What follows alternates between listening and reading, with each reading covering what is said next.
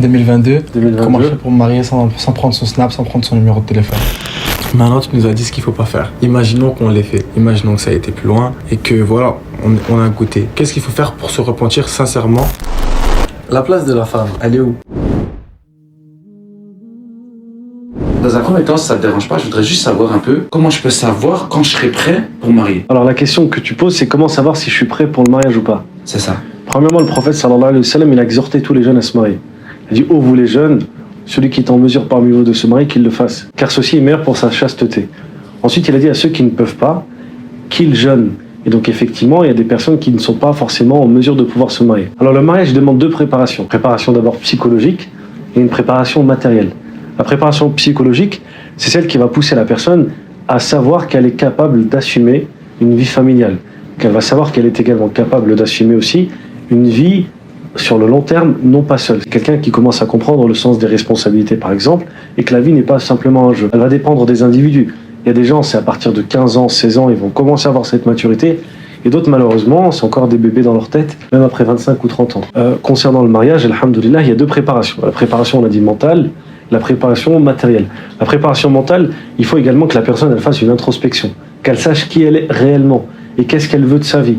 C'est pas simplement parce que tu as vu une sœur en hijab, qu'elle te plaît, qu'elle est suffisamment belle à tes yeux, que ça y est, ça va être la femme de ta vie.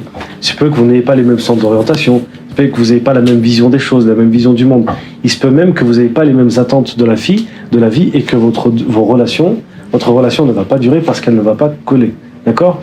La première chose à faire quand on se pose la question est-ce que je suis prêt à me marier ou pas, c'est de se poser la question qui est très importante, qui est qui je suis. Beaucoup de gens veulent se marier et ils veulent la femme idéale ou l'homme idéal pour les femmes, mais ils ne savent pas eux-mêmes ce qu'ils sont. J'ai posé moi par exemple la question à plein de jeunes, j'aurais demandé donnez-moi 3 qualités ou 3 défauts que vous avez. Beaucoup de jeunes sont incapables de me les donner, ils sont pas capables de savoir quelles sont les choses qui les caractérisent eux-mêmes. Et il y a un dicton en arabe qui dit faqidu shay ila yu'ti. Celui qui n'a pas quelque chose en lui-même ne peut pas le donner. Donc si tu n'es pas capable de savoir qui tu es toi-même, tu seras encore moins capable de savoir ce dont toi tu as besoin dans ta vie.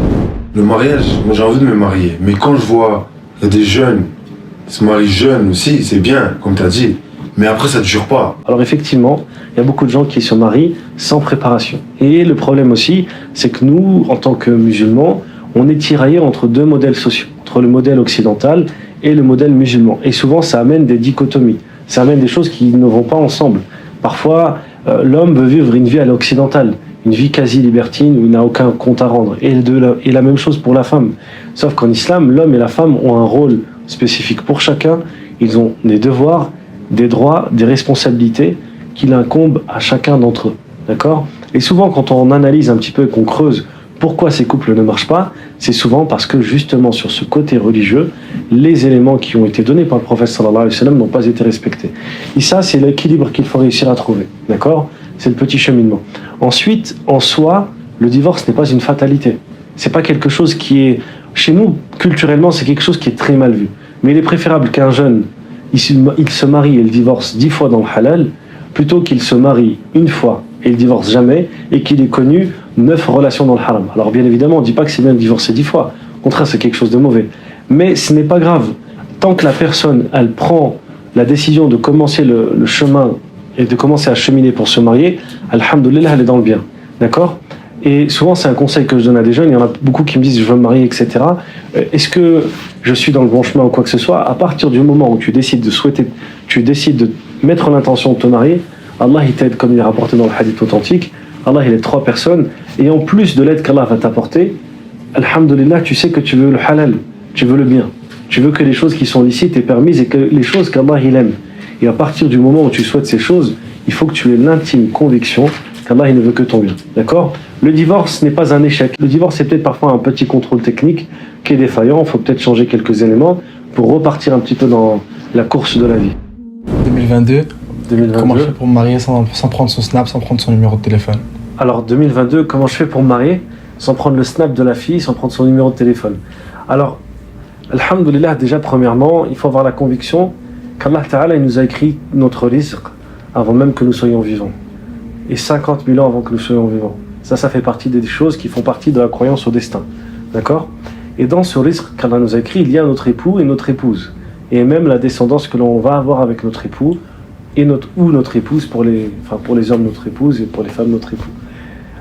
Alhamdulillah, maintenant la question comment je vais faire pour me marier, la meilleure solution qui marche depuis la nuit des temps, c'est le réseau. C'est le fait de faire savoir à son entourage que je souhaite se marier et d'essayer de faire des rencontres dans les choses qui sont permises. Premièrement, il faut rencontrer la personne avant de se marier. Il faut échanger un minimum et il faut savoir premièrement, si elle vous plaît, et deuxièmement, si vous partagez plus ou moins la même vision. Alors la même vision, c'est pas stricto sensu, hein. C'est pas moi je veux faire ma vie dans telle ville, est-ce que tu veux la faire avec moi dans telle ville, oui ou non? Parce que nous-mêmes, dans notre vie, on évolue. Il y a 5 ans, je pense que vous n'avez pas la même mentalité, la même vision des choses que maintenant. Et dans 5 ans, j'ose espérer que vous n'aurez pas la même mentalité, la même vision des choses que maintenant. Sinon, ça voudra dire que vous avez stagné et que votre vie, elle n'a pas du tout progressé. D'accord? Donc, alhamdoulilah, sur ces questions-là, il faut regarder plutôt dans les grandes lignes. Est-ce que la personne, elle veut vraiment cheminer dans la religion comme vous le souhaitez? Est-ce qu'elle veut progresser? Peut-être que vous n'aurez pas le même niveau religieux que la personne, peut-être qu'elle est plus pieuse, qu'elle est plus avancée en termes de connaissances religieuses. C'est pas un problème. Ça, alhamdoulilah, il y a beaucoup de gens qui se marient, qui ont un écart entre les deux, mais ils arrivent quand même à trouver un équilibre. Maintenant, comme je l'ai dit, la meilleure chose, c'est le réseau. C'est-à-dire qu'il ne faut pas avoir honte. Subhanallah, en islam, il faut avoir honte du péché et ne pas avoir honte du halal. Maintenant, dans la jeunesse, il y a l'inverse qui se passe. Souvent, les jeunes, ils ont honte du halal, ils ont honte de parler avec leurs parents, ils ont honte de parler avec leurs sœurs, avec leur voisinage, avec leurs amis pour leur dire « je souhaite me marier ». Mais quand il s'agit de parler avec une fille, quand il s'agit de parler avec ses copains pour leur dire ce qu'ils ont fait avec une fille, ou comment ils ont parlé avec une fille, là, on voit que, alhamdoulilah, il y a une forme de courage qui s'installe. Et normalement, c'est l'inverse. Le cœur du croyant, il doit être fait de l'inverse. On ne doit pas avoir honte de dire aux gens autour de nous, à notre sœur, à nos proches, à nos tantes, je cherche à me marier, est-ce que vous pouvez me trouver quelqu'un? D'accord? Et les jeunes filles, c'est normal si vous entendez, à partir d'un certain âge, peut-être 18, 19 ans, des garçons qui viennent peut-être frapper à votre porte ou ce genre de choses. Et je conseille souvent aux jeunes filles de privilégier ces hommes qui sont parfois inconnus pour elles, plutôt que les garçons avec qui elles vont parler pendant des heures, des soirs, s'envoyer des échanges à tire-larigot, pour à la fin se retrouver avec un tir au flanc, un homme qui malheureusement se montre sous un mauvais angle. En fait, le mariage sur les réseaux sociaux, c'est un peu comme les pubs de McDonald's des burgers. Vous avez vu les pubs, les burgers, ils sont super beaux, d'accord? Mais en fait, c'est des photos qui ne sont pas contractuelles. En vrai, quand tu ouvres la boîte du burger, qu'est-ce qui se passe? Tu te rends compte qu'il y a un steak qui est tout petit, la salade elle est mal mise, etc. En fait, c'est la même chose. Sur les réseaux sociaux, les gens ils vont se vendre. Ils vont montrer que leur beau côté. Se trouve, tu es en train de parler avec quelqu'un qui a des problèmes psychologiques. Se trouve, tu es en train de parler avec quelqu'un qui est exécrable dans son comportement, dans son attitude.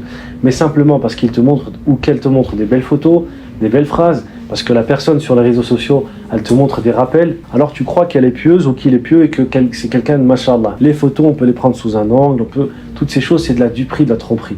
C'est des choses qui sont de la poudre aux yeux que l'on jette. Par contre, quand tu vas passer par le réseau, les gens de ton réseau, parfois, ils te connaissent mieux que toi parce qu'ils te côtoient. Et parfois, ce travail qu'on a dit d'introspection, où tu n'es pas capable, toi, de dire tes propres défauts, ta sœur, elle les connaît. Ta mère, elle les connaît. Ta mère, elle sait quelle chaussure irait le mieux à ton pied. D'accord? Parce qu'elle connaît son fils. Après, parfois, elle le connaît un peu trop bien et elle l'idéalise pour les mères. Mais alhamdoulilah, ça peut permettre d'avoir un équilibre. D'accord? Et ces mariages-là sont souvent les plus solides. Parce que ce sont ceux qui sont de la manière la plus naturelle, la manière la plus saine. Et souvent, eux aussi, c'est ceux qui sont les plus stables parce qu'ils sont faits avec la raison et non pas avec les émotions qui partent dans tous les sens alors qu'il ne se passe rien. Après, bien évidemment, on ne ferme pas la porte aux rencontres même naturelles. Le prophète sallallahu alayhi wa sallam, dans un hadith, beaucoup de gens, parfois, on entend qui disent « Ouais, il n'y a pas d'amour si ce n'est que dans le mariage. » D'accord? Je ne sais pas si vous avez entendu cette phrase. C'est faux. L'amour, il peut venir avant le mariage. La preuve, elle est dans le hadith du prophète sallallahu alayhi wa sallam, dans lequel il dit « Il n'y a rien de plus beau pour ceux qui s'aiment si ce n'est le mariage. » Il n'y a rien de plus beau pour ceux qui s'aiment si ce n'est le mariage. Donc eux, s'ils doivent se marier, c'est qu'ils s'aiment déjà. D'accord? Donc c'est la preuve que parfois on peut tomber amoureux avant le mariage. Peut-être une rencontre à l'école, au travail, quelqu'un dans notre entourage, quelqu'un avec qui on part en voyage. Toi tu poses la question de comment savoir pour une fille si c'est le bon ou pas bon. Voilà. Déjà pour une fille c'est très simple. Enfin, c'est pas aussi simple que pour un homme, mais il y a un indicateur qui permet déjà de filtrer beaucoup de choses. Parce qu'une fille, surtout quand elle arrive à un certain âge, elle commence à avoir beaucoup de sollicitations. Toutes les personnes qui ne passent pas par la voie prophétique pour chercher le mariage, ça vaut rien. Tous les garçons qui commencent par des phrases ton père, est-ce que c'est pas un vendeur de biscuits parce que t'es à croquer ou je sais pas quoi là. Tous les trucs qu'on voit là sur internet, ça vaut rien. c'est simplement de la persuasion, c'est simplement, encore une fois, de la poudre aux yeux que l'on jette, et c'est simplement pour, entre guillemets, attirer la fille, et non pas souhaiter construire quelque chose de solide. Pour les filles, c'est simple, dès qu'un homme, un prétendant, il vient voir, écoute, si tu veux continuer de parler avec moi, il y a ma famille, viens, tu leur parles. Et ça, si l'homme il est capable de franchir ce pas, il est capable d'avoir ce courage, c'est qu'il est sincère dans sa démarche. Et s'il n'est pas capable, c'est que c'est qu'un petit joueur, qu'un petit joueur qui cherche simplement à peut-être parfois être mal intentionné, à profiter de certaines opportunités Peut-être pas. et de certaines faiblesses. Peut-être pas. Alors, Il y a des gens qui sont timides, il y a des gens, tu vois, il y a Alors, plein de choses. justement, peut-être pas, effectivement. Le problème, c'est qu'on n'est pas capable de savoir combien de pourcents sont sincères et combien de pourcents ne sont pas sincères. C'est comme le code de la route. Quand tu conduis en voiture, il y en a qui sont capables de conduire à 180 sans faire aucun accident et qui seront même plus vigilants à 180 qu'une personne qui roule à 110 km/h. Mais étant donné le fait qu'il y a un risque que certains le fassent mal, alors on ferme la porte à tout le monde. D'accord ? C'est comme ceci que l'islam il a été construit. Pourquoi l'islam il interdit l'alcool ? Il y a des gens qui, surtout en Occident, on le connaît, des gens qui sont capables de boire un seul verre, s'arrêter à un seul verre, et ne pas tomber dans l'ivresse ou faire des accidents de voiture ou n'importe quoi. Mais il y a des gens qui ne savent pas. Et donc pour ceci, qu'est-ce qu'on fait ? On ferme la porte à tout le monde. C'est la même chose pour le mariage. D'accord ? Et surtout, pour le mariage, il faut énormément craindre Allah. Le mariage, ça fait partie du risque, de la subsistance qu'Allah nous donne. Plus on s'approche des péchés, plus on écarte de nous le risque. Plus on se rapproche d'Allah Ta'ala et on s'écarte des péchés, plus Allah il facilite le mariage. D'accord ? Il faut faire vraiment très très très attention à cette chose. Et comme on l'avait dit la dernière fois, il y a des savants musulmans qui disent que le fait de se rapprocher de la fornication, c'est quelque chose de très très grave. Et au point où Allah n'a pas dit que la fornication était haram dans le Coran, il a dit que c'est quelque chose de pire. Il dit que c'est quelque chose auquel on ne doit même pas s'approcher. C'est-à-dire, Allah il n'a pas dit ne faites pas la fornication, il a dit ne l'approchez pas. Qu'est-ce que ça veut dire ? Même les chemins qui te mènent à la fornication sont haram. D'accord ? Moi, par exemple, j'ai le droit de prendre mon téléphone et d'appeler quelqu'un. Mais si j'appelle quelqu'un dans l'intention de commettre la fornication ou qu'il y a une ambiguïté, au début, peut-être qu'au début, j'ai pas l'intention de commettre la fornication. S'il y a une ambiguïté, alors cet appel-là devient haram pour moi. D'accord ? La même chose, j'ai le droit d'envoyer des messages à des gens. Imaginez-vous, demain, je sais pas, quelqu'un il travaille, au travail, il a une responsable, il doit lui envoyer un message. Bonjour Stéphanie, je ne viendrai pas aujourd'hui, je dois faire ceci, cela, etc. D'accord ? Ou oui, j'ai bien réceptionné le dossier. Cette discussion, elle n'a rien de haram. Par contre, à partir du moment où il y a quelque chose d'ambigu dedans, là ça devient haram. Même s'il n'a pas fait la fornication. Et le prophète, alayhi salatu wassalam, il nous dit que la fornication, ce n'est pas uniquement le rapport que l'on connaît, mais il a dit que l'œil fornique, la bouche fornique, la main fornique et les pieds forniquent. La fornication de l'œil, c'est quoi ? C'est le fait de ne pas baisser le regard. La fornication de la bouche, c'est de dire des choses qu'Allah il n'agrée pas. D'accord ? Par exemple, quelqu'un qui va vouloir se rapprocher d'une fille, qui va dire une parole, peut-être qu'il la prend à la légère, mais auprès d'Allah, elle est peut-être très lourde. D'accord ? Et la fornication de la main, on la connaît, la fornication du pied également. C'est le fait de se déplacer. Il y a, je ne sais pas si je vous l'avais dit, il y a un vers poétique qui est très très beau. L'imam Shafi'i, rahimahullah, il disait « Man yazni bimra'atin bi alfi dirhami, yuzna bi ahlihi bi ghayri dirhami. Inna zina daynun fa in aslaftahu, kana al-wafa min ahli baytika fa'alami. » Il a dit « Celui qui fornique et qui paye 1000 dirhams pour forniquer, on forniquera avec les filles de sa famille pour 0 dirham. On le fera gratuitement. C'est-à-dire que les filles de sa famille se donneront aux hommes pour 3 fois rien. Ça fait mal, hein, de se dire que ma soeur, ma fille, elle va se donner gratuitement pour rien du tout. Et il a dit, la fornication, c'est une dette que tu empruntes et c'est ta famille qui la rembourse. À chaque fois qu'un homme commet la fornication, qu'Allah nous en préserve, il contracte une dette, un prêt, comme s'il se faisait prêter 1000 euros, et que ces 1000 euros, c'est sa mère, sa soeur, sa fille qui vont les payer, qu'Allah nous préserve.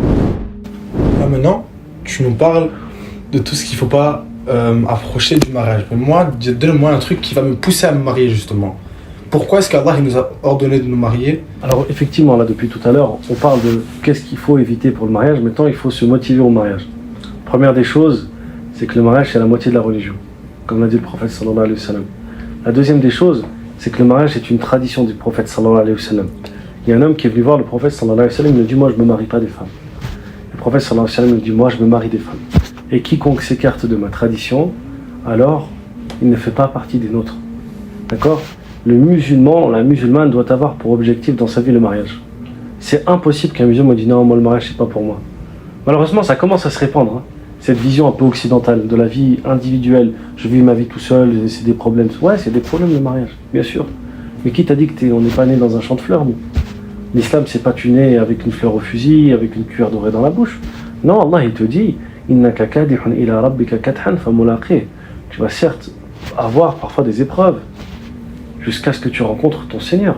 La vie, c'est pas un carreau de chocolat. La vie, parfois, c'est des choses difficiles. Donc, cette vision occidentale de dire non, je ne vais pas me marier, c'est pas pour moi, elle n'existe pas. Ensuite, le mariage, c'est une tradition, comme on a dit du prophète sallallahu alayhi wa sallam. Et c'est même quelque chose que le prophète sallallahu alayhi wa sallam nous a exhorté à nous tous. Mariez-vous, faites des enfants pour que ma communauté soit la plus nombreuse le jour dernier. D'accord? Et donc, aussi pourquoi? Parce que c'est un équilibre. Le Allah dans le Coran, qu'est-ce qu'il nous dit? Hunna libasun lakum wa antum libasun lahum. Elles sont un vêtement pour vous et vous êtes un vêtement pour elles. Lorsqu'Allah il parle du couple, du mariage, quelque chose de très beau. Pourquoi? Parce que souvent quand on parle de chaussures à son pied, on oublie que la femme elle peut te couvrir, elle peut te vêtir, elle peut t'apporter une protection, une parure, quelque chose qui peut même t'embellir. Le mariage il peut embellir les hommes et les femmes et vice versa. Alhamdoulilah, le mariage aussi c'est énormément de bonheur, de bons moments. Parce qu'alhamdoulilah, au travers du mariage, Allah il peut donner une progéniture, il peut donner des enfants, il peut donner également aussi un soutien. L'homme peut être un soutien pour sa femme lorsqu'elle doute, et la femme peut être un soutien pour son mari lorsqu'il a des difficultés, des épreuves dans sa vie. Regardez le prophète sallallahu alayhi wa sallam. Il a eu la meilleure relation qui puisse exister, la plus belle que toutes les histoires de romance, etc. Le prophète sallallahu alayhi wa sallam, premièrement, il a dit le meilleur d'entre vous est le meilleur auprès de sa famille, et je suis le meilleur d'entre vous car je suis le meilleur auprès de mes épouses. Le prophète sallallahu alayhi wa sallam, il est mort où? Chez lui.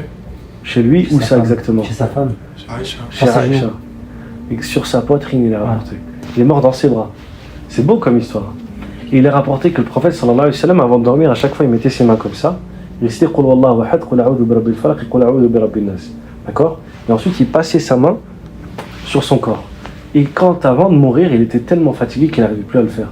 Donc, qu'est-ce qui se passait? Aïcha prenait la main bénie du prophète alayhi salatu wa salam, et elle récitait le surat, et elle passait la main du prophète sallallahu alayhi wa sallam sur son corps. C'est beau ou pas?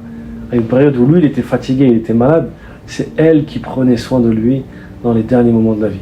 Et aussi, il est rapporté que son siwak, il avait du mal à le rendre un peu plus... Vous savez, le siwak, il faut le mettre un peu dans la bouche pour le rendre un peu plus... Exactement, il faut l'humidifier un petit peu pour qu'il devienne un peu plus léger. Il avait du mal, donc Aïcha, elle passait le siwak dans sa bouche à elle-même avant de le mettre dans la bouche bénie du prophète alayhi salatu wa salam. Toutes ces choses, elles se sont passées pourquoi? Parce qu'il y avait un soutien. Parce que le prophète sallallahu alayhi wa sallam, il l'avait. Tous les compagnons, c'était la même chose. Et jusqu'à la fin des temps, Allah il nous a créé de pères. D'accord? C'est comme si quelqu'un qui me dit je ne veux pas me marier, c'est comme si quelqu'un il est rentré dans un magasin de basket et il dit au mec je veux juste le pied gauche. C'est pas possible. Tu as besoin des deux pieds pour... Tu vois ce que je veux dire? Pour vivre quoi. Et ben, c'est la même chose pour le mariage. On est créé pour avoir cet équilibre-là. L'homme a des qualités que la femme n'a pas et la femme a des qualités que l'homme n'a pas. Et c'est l'équilibre des deux qui apporte une bonne société. Quelque chose de stable et de bon. D'accord? Aucune personne ne peut trouver la stabilité dans sa vie sans le mariage. C'est impossible. On ne peut pas être stable psychologiquement, émotionnellement, sentimentalement. On ne peut pas être épanoui sans le mariage. Après, je ne vous dis pas qu'une fois que vous allez être marié, alhamdoulilah, tout va être beau, rose tout le temps. Non, alhamdoulilah, il va y avoir des petites choses à régler, des petits réglages. Mais si vous décidez de vous marier selon la voie prophétique, en suivant les exemples du prophète sallallahu alayhi wa sallam, des prophètes avant lui, des compagnons, si vous décidez de pratiquer ce qu'Allah et son messager ont dit, alors alhamdoulilah, tout va se passer très bien. Quand le gars il va demander sa main à la fille et les parents n'acceptent pas le gars, comment ça se passe maintenant?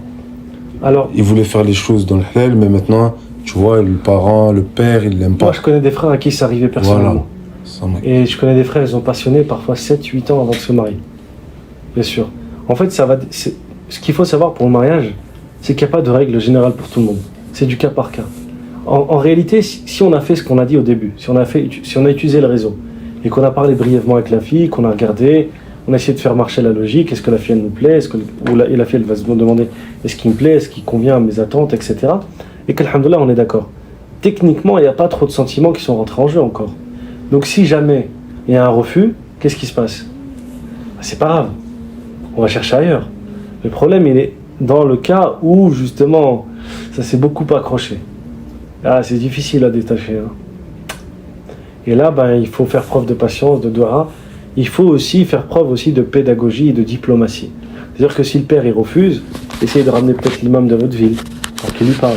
Essayez peut-être aussi, après avoir amené l'imam de votre ville, essayez aussi de ramener quelqu'un de la famille du père. Par exemple, si le grand-père est encore en vie, si l'oncle est encore en vie, quelqu'un qui peut peut-être raisonner le père.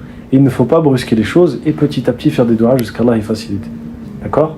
Alhamdulillah. Après, des chagrins, des histoires douloureuses, beaucoup de gens en ont connu et ils ont survécu à toutes ces choses. Moi, je ne veux pas entendre des gens me dire j'ai raté ma vie parce que la femme que je souhaitais, je chérissais, je n'ai pas pu l'épouser, on m'a refusé. Alhamdulillah. Allah Ta'ala, il a créé des hommes et des femmes et il ne faut pas non plus rentrer dans des visions capricieuses des relations entre guillemets hommes-femmes. Moi, du coup, je voulais savoir comment gérer les contacts hommes-femmes en dehors du mariage, pour pas dépasser les limites et rester dans les règles. Alors, effectivement, en dehors du mariage, l'homme et la femme ne doivent pas avoir ce qu'on appelle une relation complaisante. Une relation complaisante, c'est par exemple ce qu'un garçon, il va avoir avec ses amis. Ils vont rigoler, ils vont dahak, ils vont passer du temps entre eux, ils vont se faire des blagues, ils vont parfois être taquins l'un envers l'autre. Ça, c'est des choses qui sont permises entre les hommes. Et les femmes, c'est la même chose. Mais quand un homme commence à faire rire une femme, à être taquin ou à faire copain-copine avec elle, c'est des choses qui ne sont pas permises. D'accord ? Et la femme ne doit pas avoir de compagnons, entre guillemets, d'amis intimes, garçons avec qui elle parle énormément. Idem pour l'homme. D'accord ? Allah dit muttakhidati akhdan, qu'elle n'ait pas de gens, entre guillemets, intimes avec qui elle parle. Également, donc du coup, le mieux, c'est d'utiliser des règles de distance, de distanciation sociale avec les femmes. Par exemple, ne pas rentrer dans trop de complaisance, de trop de rigolade. Moi, par exemple, avec certaines femmes, je vais souvent les vouvoyer pour laisser une distance entre moi et les femmes et faire en sorte que la relation elle soit claire et stable. D'accord ? Alhamdoulilah, si je te parle, c'est pour le travail. Si je parle, c'est pour telle ou telle chose. Et je laisse une barrière. D'accord ? Il faut faire attention donc à toutes ces choses. Et il ne faut pas avoir cette relation un petit peu occidentale qu'on a peut-être eu un petit peu au lycée, où les garçons, les filles rigolaient entre eux, c'était normal, on est cool, t'inquiète, il se passe rien. Non, il y a une pudeur, il y a une dignité à avoir, que ce soit du côté des hommes ou du côté des femmes, Inch'Allah. Maintenant, tu nous as dit ce qu'il ne faut pas faire. Imaginons qu'on l'ait fait. Imaginons que ça a été plus loin et que voilà, on a goûté. Peu importe de quelle manière. Qu'est-ce qu'il faut faire pour se repentir sincèrement et que, imaginons qu'on veuille du halal, qu'on parte tu vois, du haram et qu'on essaye de le transformer en halal, tu vois. Alors, alhamdulillah, cette question, elle englobe beaucoup de choses parce que tout dépend de l'état d'avancement du péché, entre guillemets, qui a été commis. La première des choses, c'est que parmi les conditions du repentir, il faut regretter sincèrement ce qui a été fait. La deuxième des choses, il faut détruire les outils qui permettent d'aller vers le haram. Si par exemple, moi je suis jeune et que ce haram je le commets parce que je suis sur Snapchat et que je passe mon temps à parler avec des filles sur Snapchat, et bien que je supprime ces personnes ou même que je supprime mon compte. Snapchat, c'est pas la fin du monde, t'en crées un nouveau, peut-être même, je rajoute que ta famille. D'accord ? J'essaye de couper les barrières, de couper l'herbe, la mauvaise herbe. Parce que si j'arrache pas la mauvaise herbe depuis sa racine, qu'est-ce qui se passe si je la coupe ? Elle va repousser x10, x20. D'accord ? Donc, ça c'est la première des choses. La deuxième des choses, il faut demander sincèrement pardon à Allah. Il faut même peut-être pleurer ses péchés. Il faut les regretter d'un regret amer. Et il faut mettre la ferme intention de ne plus retomber dedans. Ne plus retomber dans ce péché. Et à Allah, je fais en sorte de ne jamais retomber dans ce péché. Et bien évidemment, il faut enclencher les choses rapidement pour ne pas retomber dedans. Le mariage devient obligatoire pour celui qui est en phase ou en position de trébucher dans l'illicite. D'accord ? Il n'est pas obligatoire pour tout le monde le mariage. Mais pour celui qui sait qu'il va tomber dans le haram, c'est un wajib pour lui. C'est une obligation rapide. Et c'est une obligation indiscutable. Il n'y a pas de oui, mais il y a un grand problème qui se passe chez les jeunes aussi, c'est que souvent on entend « Ouais, mais j'ai pas de situation, j'ai pas encore d'argent, je suis pas encore marié, j'ai pas encore de travail. » Souvent on entend ça. Wallah, j'ai connu beaucoup de gens, des très proches à moi, ils se sont mariés en tant qu'étudiants. Et alhamdoulilah, c'était parmi les plus beaux mariages qu'on ait pu voir. Parce qu'ils se sont mariés ensemble, ils n'avaient rien. Et ils ne se sont pas mariés pour le matériel. Vous avez compris ou pas ? Ils se sont mariés vraiment parce qu'ils tenaient l'un à l'autre. Et ils se sont connus dans des périodes difficiles, où il fallait finir les fins de mois. Donc ils se sont serrés les coudes. Ça, c'est les meilleurs des mariages. Je connais un frère, il s'est marié dans cette situation-là, et il me racontait que sa femme, elle lui disait, les plus beaux moments de notre vie, c'est quand on se marie et qu'on n'avait pas une gazinière à la maison. Et alhamdoulilah, maintenant il est devenu commerçant, Allah lui a facilité toutes ces choses. Ils n'avaient rien à la maison, même pas une gazinière, ils dormaient par terre, dans le petit appartement qu'ils venaient d'avoir. Et alhamdoulilah, Allah il a facilité. Le mariage, c'est une adoration. Ouais. Du coup, il faut bien la faire, il faut bien le faire. Ouais. C'est quoi un mariage réussi? Très très bonne question. Qu'est-ce qu'un mariage réussi? Alors, on peut répondre à la question sur plusieurs volets. Le mariage réussi, sur la célébration elle-même du mariage, c'est le fait de s'écarter des péchés. D'accord? Le mariage réussi, sur la vie avec la personne avec qui tu vas vivre, c'est le mariage dans lequel tu t'accompagnes des conseils du prophète alayhi salatu wassalam. Et tu essayes au mieux de faire ce que le prophète sallallahu alayhi wa sallam il a fait pour l'homme. Et au mieux de faire ce que les épouses du prophète sallallahu alayhi wa sallam elles ont fait pour les femmes. Comment était Aïcha radiallahu anha, comment était Khadija, comment était Hafsa, comment étaient toutes les épouses du prophète alayhi salatu wassalam. Si tu fais ceci, tu vas avoir un mariage réussi. Il est rapporté qu'Abu Darda, avant de se marier, le jour de son mariage, la nuit de son mariage, Darda elle lui a fait un discours, fait un prêche. Elle lui a dit Alhamdulillah, Ahmaduhu nasta'inuhu, etc. Elle lui a dit écoute, si je ne te connais pas encore assez bien, dis-moi ce qui te plaît, ce qui ne te plaît pas. Dis-moi comment tu es, comment tu n'es pas, etc. Et elle lui a dit et si je te vois en colère, je patienterai, si tu vois que je suis en colère, je patienterai, etc.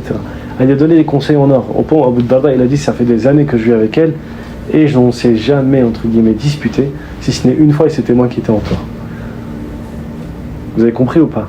Donc, alhamdulillah, le but, c'est de faire en sorte de suivre les injonctions du prophète alayhi salatu wassalam. Plus on s'y rapproche, plus le mariage sera réussi. Plus aussi, les savants disent, les ulama ils disent que la moitié de la sagesse en islam, c'est le fait de fermer les yeux. Il se peut que la femme en état de colère, elle va dire une phrase. Il se peut que l'homme en état de colère, il dise une phrase. À ce moment-là, il ne faut pas faire non plus les gens « Pourquoi tu as dit ça? Pourquoi tu as parlé de ça? Etc. Je te pardonnerai pas. Nanana, t'es parti trop loin. » Non, au contraire.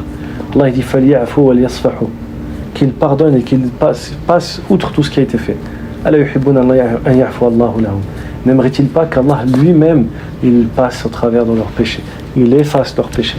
Le musulman, Allah il dit dans le hadith, le prophète sallallahu alayhi wa sallam dit dans le hadith Irhamu man fil ardi yarhamukum man fis sama. Ar-ruhama yarhamuhum ar-rahman. Faites miséricorde. Soyez pardonneurs à ceux qui sont sur terre, celui qui est au ciel, il vous fera pardon. Il a dit ceux qui sont cléments, le tout clément sera clément envers vous. Donc le mariage réussi, c'est toutes ces choses-là. Suivre la voie du prophète sallallahu alayhi wa sallam, patienter, s'en remettre à Allah ta'ala, s'écarter des péchés, enlever les wasawis, les mauvaises fréquentations des mauvaises personnes. Et si on s'accroche à ces choses-ci, Inch'Allah, le mariage sera réussi. Ce que tu veux, je veux me marier. Je vais faire les choses bien, mais le problème, c'est qu'elle n'est pas musulmane. Le problème de ça, souvent, c'est que, tu sais, parfois il faut prévenir et parfois il faut guérir. D'accord? Et là, on parle de guérison, clairement. On parle de guérison peut-être d'un homme qui a été fléché. Une flèche l'a atteint en plein cœur, et c'est une flèche parfois qui est malheureusement empoisonnée. Allah dans le Coran il dit Wala amatun mu'minatun khayrun min mushrikatin walau a'jabatkum.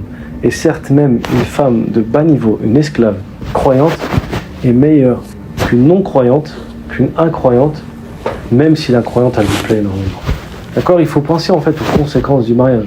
Le mariage, ok, c'est beau, c'est l'amour au début, mais Allah dans le Coran il dit qu'il a mis entre les couples le mawadda et le rahma, l'amour, l'affection, et puis ensuite la clémence, la miséricorde. D'accord? Et dans cette clémence, dans cette miséricorde, il faut voir loin. Ton but quand tu te maries, c'est de faire des enfants. C'est de laisser des gens qui vont te suivre sur terre, qui vont continuer le travail que tu n'as pas pu faire. Le mariage, c'est une forme d'éternité sur terre. Parce que nous, en tant que personnes mortelles, quand on va laisser quelqu'un derrière nous, qu'on va lui transmettre les bonnes bases, que lui va faire ce que nous faisions comme adoration, que lui, on va lui recommander de faire la même chose avec ses enfants, et qu'alhamdoulilah, ça va continuer. Qu'est-ce qui va se passer? Notre trace sur terre va persister, malgré le fait que nous soyons 6 pieds sur terre et que nous soyons devenus poussière. D'accord? Donc le fait de se marier avec une non-musulmane, il faut se dire cette question, qu'est-ce que je vais avoir comme enfant? Qu'est-ce que cette non-musulmane va leur donner comme éducation? Quand moi je vais aller au Hajj, qu'est-ce qui va se passer? Le prophète sallallahu alayhi wa sallam, dans un hadith, il dit Allah il fait miséricorde à une femme qui se lève pour prier et qui lève son mari et qui lorsque son mari ne se lève pas, qu'est-ce qu'elle fait? Elle prend un petit peu d'eau, elle lui le met sur le visage. Et Allah fait miséricorde à un homme qui se lève pour prier et qui, quand sa femme ne peut pas se prier parce qu'elle est fatiguée ou autre chose, qu'il prenne un petit peu d'eau et qu'il lui le mette sur le visage pour la réveiller. Comment tu peux faire ça avec une femme qui n'est pas musulmane? Comment? Tu vas dire écoute Christine, à 5h40, tu te réveilles et quand tu sors le chien non, ça marche pas. C'est des choses qui peuvent pas fonctionner. D'accord? On a dit les enfants, l'héritage, et également quand tu vas mourir, qui c'est qui va t'enterrer, qui c'est qui va faire attention que tu meurs dans des conditions musulmanes? Toi, si tu es musulman, elle est chrétienne, tes enfants, ils sont quoi? Ils sont hybrides. Ils sont ni l'un ni l'autre, mi figue ni raisin. Comment tu vas garantir que tu vas être enterré selon le rite musulman? Comment tu vas garantir que des gens vont faire des doigts après toi? Toutes ces choses, il faut y penser. Et le but du mariage, c'est quoi? En islam, le but du mariage, c'est quoi? C'est de trouver l'amour éternel. Le prophète sallallahu alayhi wa sallam, une fois, il a dit à Aïcha une phrase qui est très belle. Il a dit: je suis apaisé depuis que je sais que tu es mon épouse éternelle au paradis. D'accord? L'épouse qui est incroyante, elle va aller au paradis ou pas? Tant qu'elle reste incroyante, elle ne peut pas accéder au paradis. Parce qu'elle-même, elle le refuse, elle n'y croit pas. D'accord? Donc, tu ne peux pas construire quelque chose d'éternel. C'est quelque chose de bancal. C'est comme si tu voulais partir de Paris à Marseille en trottinette électrique. Ça marche pas. Les dots, c'est un sujet qui est présent. Moi, j'ai des collègues à moi à qui on demande des grosses dots. Et malheureusement, c'est ça qui freine souvent certains amis à moi à se marier, parce qu'ils n'ont pas les fonds nécessaires, ils partent avec la lia, mais c'est tendu après.